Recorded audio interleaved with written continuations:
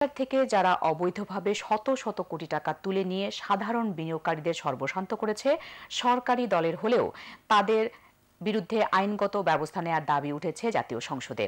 প্রশ্নোত্তর পর্বে খোদ সরকার দলের সংসদ সদস্যদের এই দাবিতে তোপের মুখে পড়েন অর্থমন্ত্রী। তিনি সংসদকে জানিয়েছেন, তদন্ত রিপোর্টের সুপারিশ বাস্তবায়ন শুরু করেছে সরকার, তবে এখনও একটি মহল বাজারকে অস্থিতিশীল করার জন্য অপপ্রচার চালাচ্ছে। সানাউল হক জানাচ্ছেন বিস্তারিত।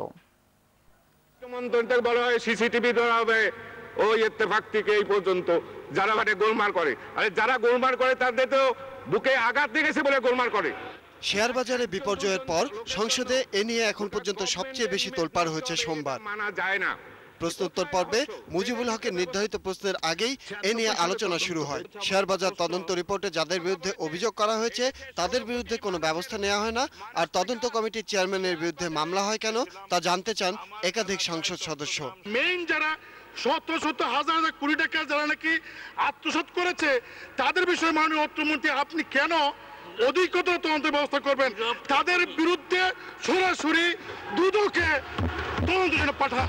ইব্রাহিম খালেদ সাহেব এই দেশে তার অনেস্টি যে প্রবারবিয়াল অনেস্টি, সুতরাং তাকে আজ যেভাবে থ্রেটেন করা হচ্ছে চতুর্দিকে, সেইখানেই আমি বলবো মাননীয় অর্থমন্ত্রীকে শস্যের মধ্যে ভোজ খোঁজেন, কোথায় দরবেশ আছে, কোথায় ইমাম আছে, কোথায় মুয়াজ্জেম আছে, এইগুলা দেখে অগ্রসর হন, আপনি আরো সফল হবেন। এই অপকর্মের সাথে যে সরকারের দলের যদি কেউ থেকে থাকে তার বিরুদ্ধেও ব্যবস্থা নেওয়া উচিত।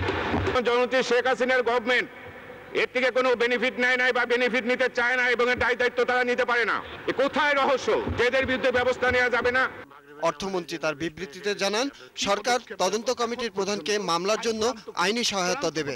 তদন্ত রিপোর্টের অনেক সুপারিশ বাস্তবায়ন করা হচ্ছে, আর যেসব অভিযোগ পুনঃতদন্ত করতে বলা হয়েছে তার বেশিরভাগের বিরুদ্ধেই শেষ পর্যন্ত মামলা হতে পারে। দুইটি মামলা ইতিমধ্যে রুজু করেছি, যে দুইটাতে অপরাধ হয়েছে এবং কিছু অফিসার্সদের বিরুদ্ধে কিছু পদক্ষেপ নেওয়া হচ্ছে। এছাড়া 14টি কেসের পুনঃতদন্ত আর অতিরিক্ত তদন্ত হচ্ছে, এবং আমার ধারণা এই 14টি কেসেই বেশিরভাগ, 14টা না হোক সিংহভাগই শেষ পর্যন্ত গিয়ে মোকদ্দমায় মামলায় পরিণত হবে।